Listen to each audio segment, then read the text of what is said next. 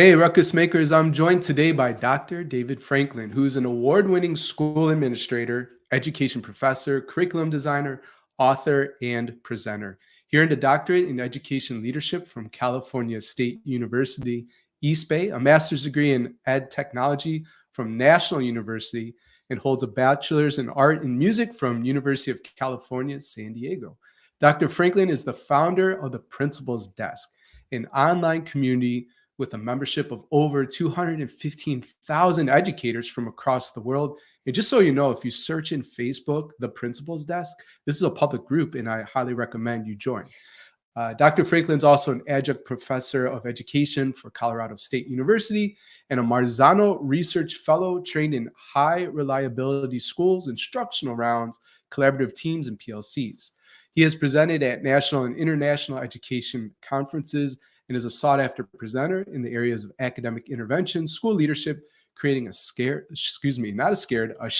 vision, and creating common assessments and data analysis. Dr. Franklin, welcome to the show.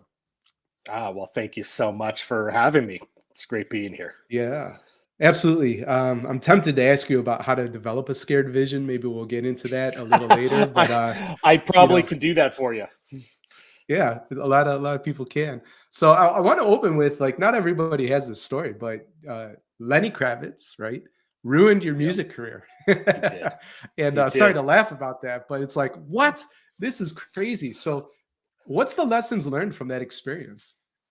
Lessons learned is, well, first of all, it was a long time ago, so I am over it. I do hold a small grudge, and every time he does come on the radio or TV, I do. Yeah. I let my kids know. I'm like, that's the guy.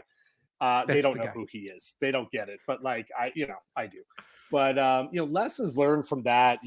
We were putting all of our eggs in that basket, to be honest with you, and we were going to do an opening spot for Lenny Kravitz, and we were all set to go. And in literally the 11th hour, Lenny personally thought that we weren't a good match for his musical vibe, and he replaced us with an artist, and her name is Jill Scott. And Jill Scott is like a Grammy award-winning singer, and she's amazing. My band was not like her at all. Like, we were a hard rock band, and so we didn't get the gig, and I ended up going back to education, and Jill Scott won some Grammys. So always have a backup plan is maybe the lessons learned there. For sure. Always have a backup plan. And the honest, reality is that tough things are going to happen to you as a school leader, right? Especially if you identify, like I call my listeners ruckus makers. That means they're consistently, developing themselves and investing in their growth. They're challenging the status quo, and that will ruffle feathers at times, and designing the future of school now. So they're evolving education. So they're going to put themselves in situations where it's difficult at times. And when you reflect back, I know it's been many years, and now you have a better perspective of it. But what helped with, like, getting over it, right? Because I'm sure it was devastating at the time. Oh my goodness, you have no idea how we were so upset. Right. And I think we recognized after the kind of dust settled that it wasn't the right match. It really wasn't, and we probably shouldn't have been selected in the first place. We went back. I mean, yeah, I joked a minute ago that I went straight into education after that. I was already a teacher at that point. We didn't give up our dream when that happened, but we went back, and we kept plugging along. We kept trying. We kept, we recorded another record after that, and obviously my musical days did end, as 99.9% of those do, but we didn't let it affect us moving forward here. We did our very best to say, hey, it just wasn't for us. Let's go on to the next thing. And we had some great memories after that as well. And I look back, and the fact that Lenny Kravitz even listened to any of our music was amazing. So I take that as a win. Absolutely. So obviously, let's pull on the music thread a little bit more. And I believe you've approached in the past, right, school leadership as a musician. So what does that mean to you? I think we all have our soundtrack. And, I actually often ask school leaders, when you're driving to work or driving home, or you're in your office, what are you listening to? And for me, Yeah. again, I'm a hard rock, heavy metal guy, Okay. which freaks some people out. But there's an energy to it, and it kind of gets me Sure. going. And I'm not an angry person at all, but like there is a release that happens with it. And Mm. so I like to think about that rhythm and that tempo as you walk through schools and you walk through classrooms. What's happening? What's that almost like inner soundtrack? Like if this was a movie, what's Mhm. playing in the background of your school? Is it classical music? Is it like a Mozart concerto, or is it you know uh, uh, Benny Goodman on clarinet? Or are we talking Yeah. Metallica? What is it? And so it just gets people to kind of recognize what is the vibe here, and it can shift around from time at Mhm. different things, but it's important to have that soundtrack, a pulse to your school. Yeah, absolutely. Who are some of those maybe bands that you enjoy listening to when it comes to hard rock or Ooh, heavy metal? I've always been a huge Metallica fan. I think most people are huge Metallica fans. But gosh, I ran the gamut. Ozzy Osbourne. I like kind of a little bit of the classic, Ozzy Yeah, Osbourne, and get into that Guns N' Roses. I'm a right. kid of the '80s, so. But Yeah, yeah. and I played that music for my students and my own kids and my staff, and again, it's that soundtrack, and I think that's important. Music's important, so I try to infuse it into everything that I do. Right. I have a few different workout playlists. Some are more like a dance club vibe, some are hip hop, but I think the one that you would appreciate when it comes to metal and that kind of thing, that workout playlist is filled with like Pantera, There you Ministry. go. They get me going. White Zombie, all right. Oh yeah, yeah, yeah. Metallica's on there. And I get some personal records lifting to that music for Oh, sure. for So sure. But I will say, like last night, I was working on a writing project, and I was listening. I listened to two different things. I had my Toad the Wet Sprocket, so it was a little on the mellow side. But then okay. I Yeah, also that's had way some mellow. Dr. Dre going on after that too, because I needed to Nice. pick it up. Yeah. And so old school Dr. Dre, and hey, whatever Classic. whatever works for you in that moment, it gets you Yeah, going. absolutely. So let's go back to your first principalship, and staff was complaining about the challenging environment. The clock was ticking, and they said, Dr. Franklin, we need to change things up. What were they talking about? That first school that I was a principal at had a lot of long-standing issues. It was in a lower socioeconomic area. There were some gang issues, some violence issues. We had um, primarily our students were English language learners. Parents weren't coming Mhm. from college-educated backgrounds. They were coming from horrible conditions in different countries and settling in our community. And some of my teachers had been there for long enough where they did see the population and the needs of the school change over decades. And what was working 20, 30 years ago wasn't working anymore, but they kept trying to do the same things. And so we had some very, very deep conversations about who are our students are not the same students than they were 20 years ago. These are very different Mhm. students with very different needs. How are we meeting their needs? And I wasn't getting a lot back from them. And I thought that was very eye opening. So I said, okay, let's focus on the kids. Let's focus on what they need. Yeah. And let's start brainstorming and coming up with a new vision and mission for the school. And, the main thing that we focused on, which was a big pain point for my teachers, was classroom management and discipline. We Hmm. were literally getting hundreds of students a year in the office, and it was very frustrating. And Yeah.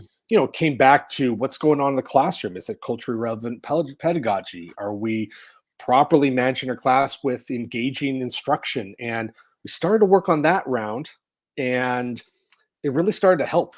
But this was a long process, and I took a lot of lumps. There were a lot of there's blood, sweat, and tears left all over that school from all of us. But it needed to be done, and I think I was maybe the right person at the right time to kind of mix it up a little bit. I was your ruckus maker. I There you go. definitely I definitely ruffled feathers for sure. Right. And, not every educator gets this, but I think it's important to focus on culture before you get to academics. And in your view and Oh in yeah, your experience, why is that important to start there? you have to build that. First of all, you have to build that trust with your community, Mm, and that goes with teachers, that goes with students, that goes with parents here. I'm very cautious when I work with principals now on having them come in and just bulldoze the place from an instructional standpoint, because that's not what needed. mhm, You got to have that cultural foundation up front here. And what I learned very early on at that school in particular is that there really wasn't a unifying culture at that school, and if there was, it was very negative. mm, And so we had to change how people perceived our school from the inside out.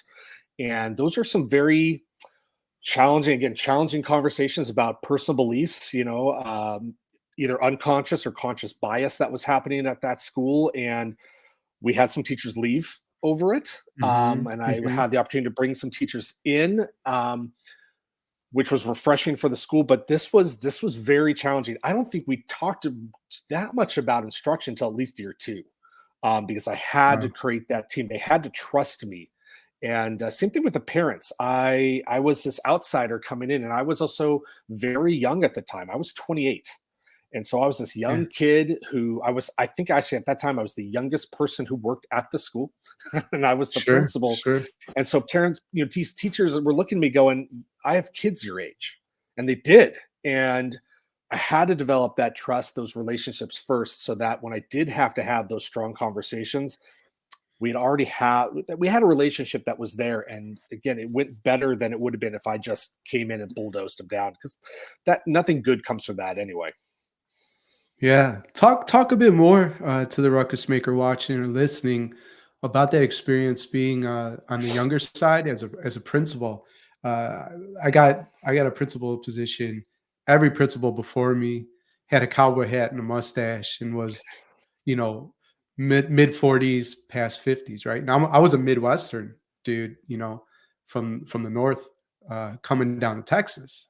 I had a wonderful experience, but there were some mismatches potentially culturally, plus the age, plus the Mhm. beard, plus the tattoos, and so there were some things that I dealt with. But this show is not about me; it's about you, Yeah. and we have ambitious listeners and leaders. And so what would you tell them, because they're probably struggling with the same thing?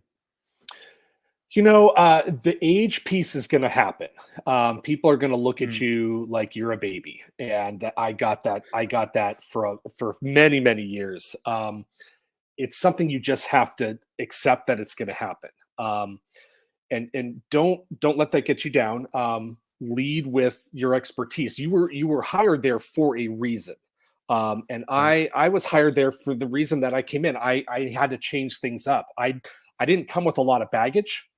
That's how I kind of framed it. I wasn't coming with any experience either, as far as school leadership goes, but I also wasn't coming with baggage. And so I got to look at everything from fresh eyes. And that was really Mm, important from the school perspective as well when changing that culture, because, again, I stepped foot on that campus and I could tell something was off. And it was just that gut feeling that I had. And I was able to use that. Hey, yeah. like, I'm not from this area, because I moved across California for this role. Wasn't from the area, wasn't from the community, and I could sense like, hey, something's not right. But there's going to be those teachers that want to kind of make an example of you, saying, oh, I don't have to listen to this young guy. He's not going to be around for a while. And you're also going to have those veteran teachers too that are going, I want to do things differently, and maybe this is the opportunity. So I also got Mm, really good at that too. Tap into those veteran teachers who they need that spark back. And if you can light that spark again, those are your champions. So I got yeah. very good at not being the mouthpiece.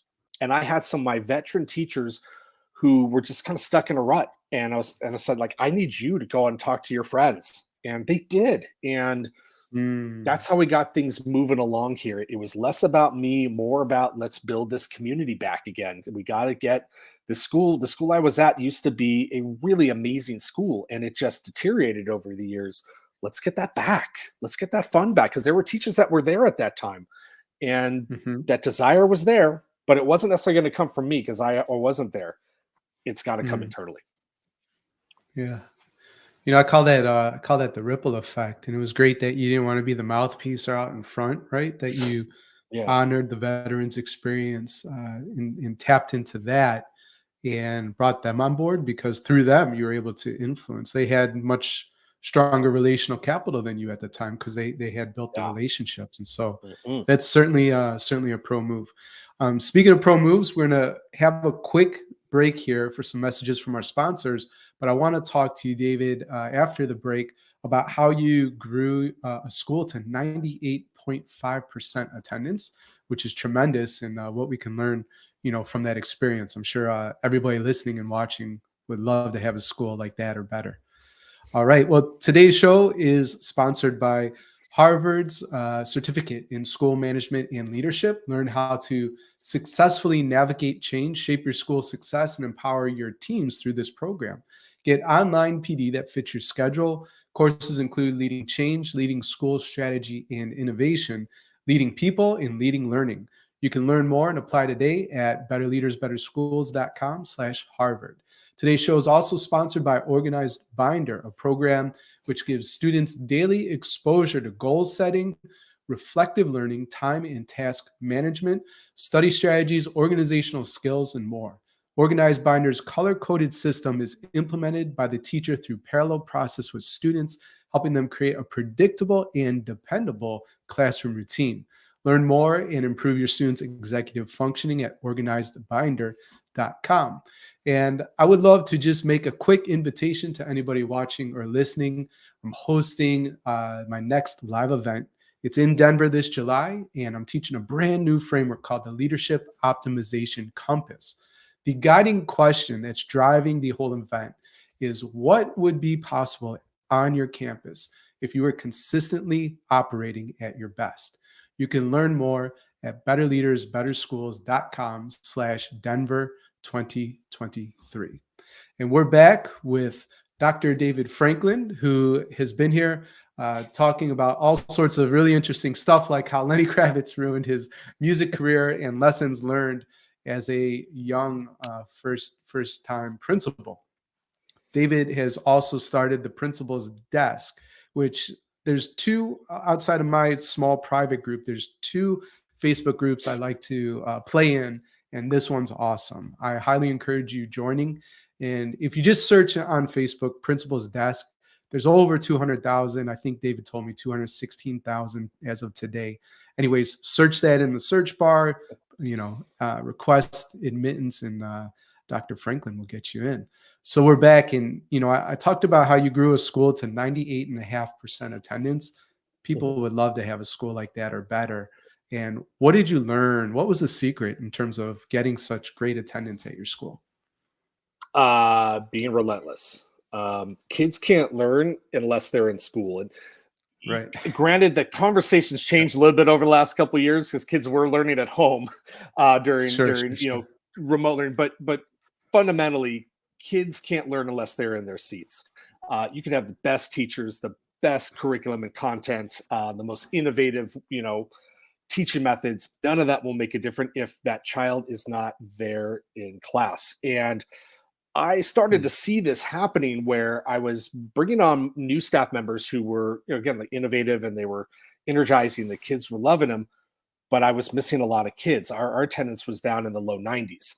And I had many kids every year that were, tripping that truancy rate, which was, 10%. And they were failing. They just were not succeeding.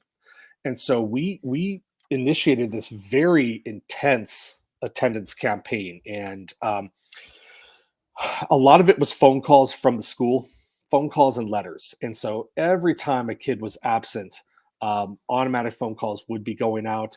I would also place personal phone calls to some of our most absent truant kids, Mhm. to explain to their parents, like, we really need them there. Now if they were sick, we said, okay, please keep them home. Keep them home. We want them to feel better. But what we found is that in a lot of cases, kids were not coming to school because they didn't have a ride, or their parents, had to take the car early, or they had to stay home and watch a sick brother or sister. Because if the parent didn't go to school, or go to work, there was no food on the table that night. And so Right. we started to pinpoint, what's the root cause of these kids not coming to school. And so if it was a transportation issue, we got them free bus passes. Or we hooked them up with a carpool with another student's family.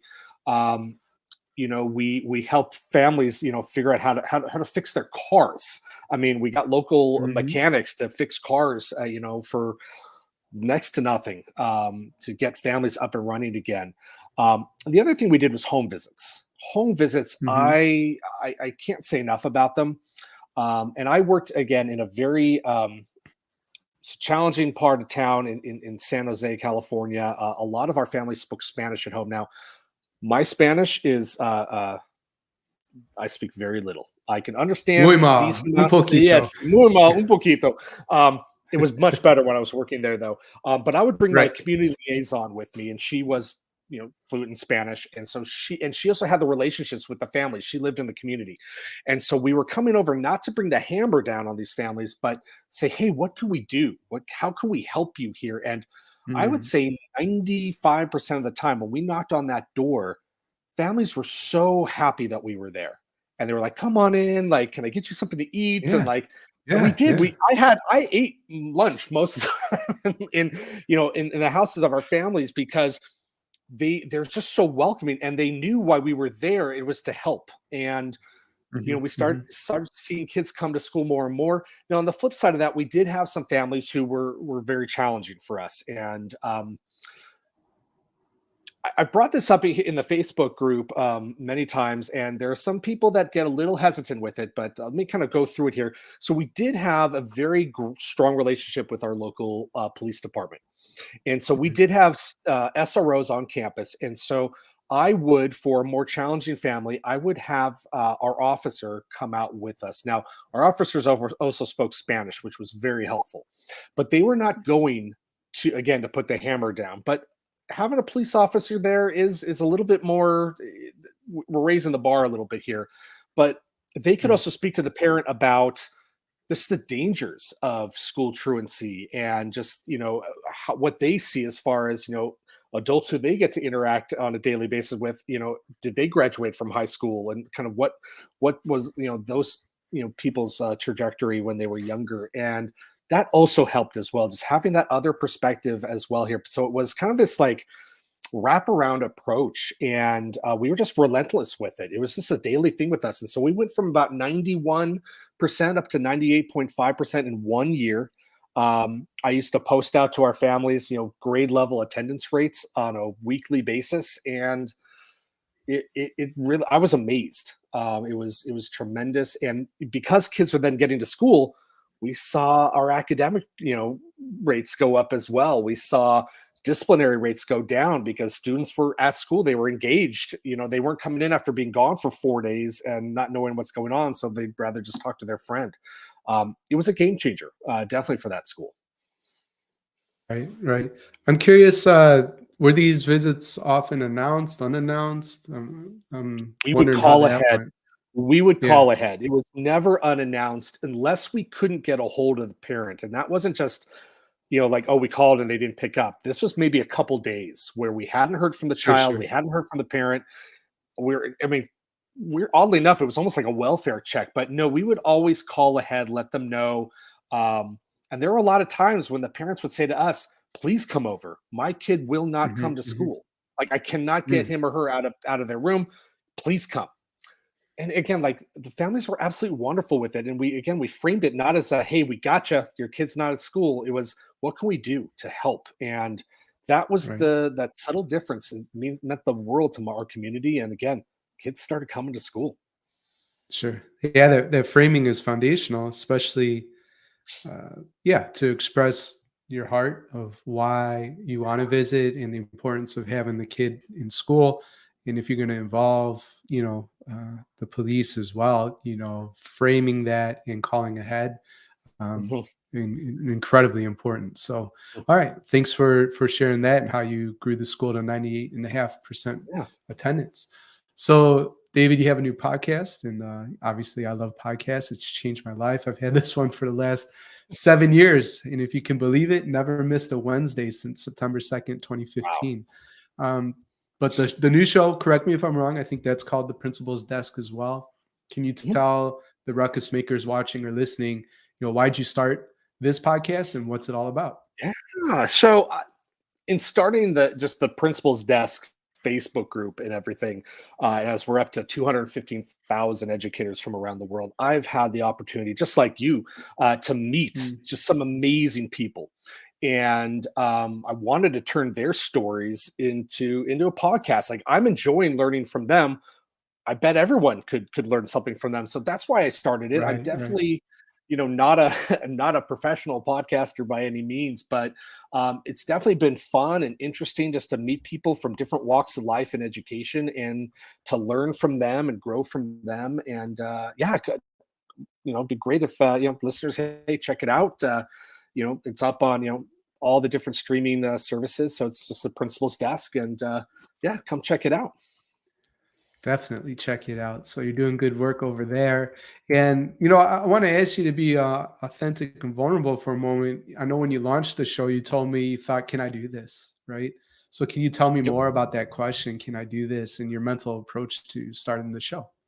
Yeah, so podcasting, very new to me, still very new to me, and I listen to a lot of podcasts, but the thought of doing one was very intimidating for me, just from just the technical side, and then also just the Mm, prep side that goes, the amount of work that goes in a podcast. I now super a lot more because so much work goes into it that no one ever sees, and I guess if there's anyone out there that's thinking about it, do what I did and just you dive in and you do it, and you get better each and every one. And I talk to the folks that come on to my podcast. I ask them afterwards, like, how was it for you? Like, what would you do it again? And they've all said yes, by the way. But like, I've gotten some really also great feedback from them as well. As far as what they would like, that maybe would help them out a little bit more, or something that I could do. And so, just be open. But mm. just you're not going to break anything. You're not going to, the world's not going to end if it's not successful, but go ahead and try it. And I think as educators, like, we always have to have that kind of mindset of like, I'm going to try this, and if it doesn't work, it doesn't work, but I'm not going to let my fear of, failure hold me back from doing it. Yeah, right. I call that taking the leap. Before you're ready, you jump in. And Yeah. if you're waiting to know it all and this kind of stuff before you start, that's just, we all know that's analysis paralysis. And that's Yeah. where you're just sitting in the zone of ideas, but not action. And you're Mhm. never going to change the Yeah. world I like thinking that. about changing it. So, all right. Well, the last three questions are always the same for every guest. And I'd love to go through those with you. Basically, Yeah. number one, if you could put one message on all school marquees around the world for a single day, what would your message be, David? Gosh, I've been thinking about this ever since I saw the question. And I stress so much about putting things on my marquee just for one school, and Yeah. I to think about all of Yeah. them. I All of would them. say, yeah, all of them. Probably, we're better together. I think that would be the message. And I'll speak just to education, but you can definitely, put this out, for the whole world right now. We're very divided, Hmm. world right now. There's so many different competing factors and everything. And then when I think about education, I think about kids, young kids. They don't understand this. They want to be friends with everyone, and they want to learn, and they want to, experience different Yeah. things. And we've just put so much pressure and politics and different things on, weighting down on schools and kids. And you know what? Hey, let's just work together on this. Let's have open dialogues, open communication, and we're gonna be better together. Let's figure out this future, you know, so that this next generation can take over and do it better than we have. So if you're building your dream school, David, and you had no constraint in terms of resources, your only limitation was your imagination, how would you build that school? What would be the three guiding principles? Um, I always get back to people, process, and product. And so for me, it's the people. That's foundational, I think, for any organization, especially schools. So I want the right people, and I don't want the same type of people. I want different types of people in there, that all can work with kids in different ways. But I want people who have that practical life experience as well, who can also take the content. And when kids ask, "Why do I have to learn this?" Oh, here, I'll show you. Yeah, yeah. And here's the thing. So I want that to be it. And that goes into the process piece as well. I want it to be, real life scenarios, very project based learning, where Kids aren't just sitting doing worksheets. They're actively building and creating and designing their own learning. And then we get into the product of things. I want, again, taking that idea further, I want students to show us what they've learned in their own way. I was not a good student. I got good grades because I did a lot of extra credit, but I was not the best student. I was a Mm. horrible test taker. And um, if I could just have done things my way and had it be a little bit more personalized for me, I would have done a whole lot better. I would have learned a whole lot more, and I wouldn't have had to play catch up, for years and years and years. So yeah, people, process, product is what I would focus on. Great. And we covered a lot of ground today, David. So, of everything we spoke about, what's the one thing you want a ruckus maker to remember? I think ruckus makers need a flock. They need to stick together. Education can be very lonely, especially for school leaders.